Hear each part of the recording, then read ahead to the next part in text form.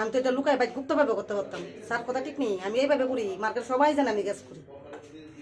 মানে এই মানে প্যাকেটের যে রেটটা থাকে এটা কি আপনারা টাকাটা একটু বাড়া যায়, রেটটা টাকাটা আমি সব কিছু রেট রেট সব টাকা শুধু টাকার রুপিসটা আছে না, কোম্পানিতে মনে হয় রেটটা বলে তারা বুঝে যারা কিনে রেটটা বোধ কম হয়ে থাকে, ওই রেটটা আমাকে একটু বাড়াই দিই।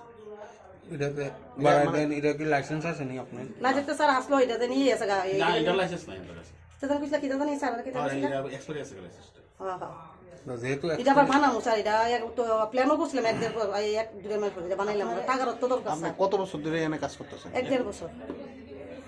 এই কি জানি আপনি যে ইওটা পাল্টাইতেছেন, যে রেটটা যে চেঞ্জ করতেছেন, এটার কাগজপত্র আছে নি যে আপনি এই কাজটা প্রিন্টিং যে না এটারও তুই নাই, এটারও তুই নাই। নাই নাই নাই কাগজ ছাড়া আপনি এটা হ্যাঁ করতেছেন? স্যার স্যার মানে এটা অবৈধভাবে অবৈধ কাজ তো এটা। স্যার এটা তো আমি তো যদি আজ দেখতাম যে অন্যরা আর করে না, তাহলে তো স্যার এটা আমি যদি আর অন্য বলি কাজ আর কই করে এইসব কাজ? এটা তো